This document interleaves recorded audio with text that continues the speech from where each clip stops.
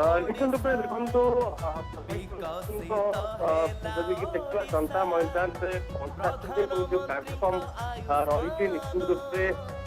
ଏହାକୁ କାର୍ଯ୍ୟକାରୀ କରିବା ପାଇଁ ସରକାର ବ୍ୟବସ୍ଥା ବର୍ତ୍ତମାନ କରିଛି ଏବଂ ଏବେ ଅପେକ୍ଷା ରହିଲା ପ୍ରଧାନମନ୍ତ୍ରୀ ଯେଉଁଭଳି ଭାବରେ ଜନତା ମଇଦାନ ପହଞ୍ଚ ସାରିବା ପରେ ତାଙ୍କର ଅଭିଭାଷଣକୁ ସମସ୍ତେ ଅପେକ୍ଷା କରି ଆସୁଛନ୍ତି ଏବଂ ଯେଉଁଭଳି ଭାବରେ ଜନତା ମଇଦାନରେ ପହଞ୍ଚିବା ପରେ ତାକୁ ସ୍ୱାଗତ ସମର୍ଥନ କରାଯାଇଛି ଏବଂ ଯେମିତି ଆମେ ଜାଣିଛେ 18,600 ଯୋଉ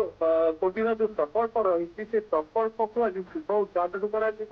ଶିଳାନ୍ୟାସ ମଧ୍ୟ କରିବାର କାର୍ଯ୍ୟକ୍ରମ ରହିଛି ପ୍ରଧାନମନ୍ତ୍ରୀଙ୍କ ଦ୍ୱାରା ତ ନିଶ୍ଚିତ ରୂପେ ଏବେ ଜନତା ମଇଦାନରେ ପ୍ରଧାନମନ୍ତ୍ରୀ ପହଞ୍ଚି ସାରିଛନ୍ତି ଏବଂ ସମସ୍ତଙ୍କର ଯୋଉ ସମୟକୁ ଅପେକ୍ଷା ଥିଲା ସେ ସମୟ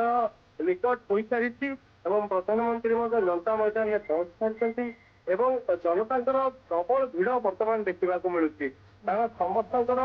ଯୋଉ ଆଶା ଆକାଂକ୍ଷା ରହିଥିଲା ପ୍ରଧାନମନ୍ତ୍ରୀଙ୍କୁ ପାଖରୁ ଦେଖିବେ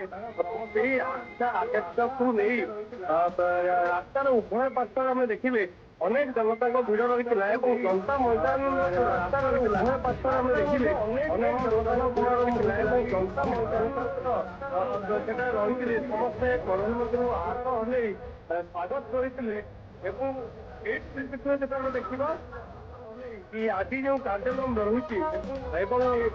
ଯେମିତି ଆମେ ଜାଣିଛେ ପ୍ରଧାନମନ୍ତ୍ରୀ ଅଭିଭାଷଣ ମଧ୍ୟ ରହିଛି ଆଉ କିଛି ସମୟ ପରେ ତାହା ମଧ୍ୟ ଆରମ୍ଭ ହୋଇଯିବ ଏବଂ ପ୍ରକଳ୍ପ କଥା ଆମେ କହୁଥିଲେ ସେ ପ୍ରକଳ୍ପ ନିଶ୍ଚିତ ରୂପେ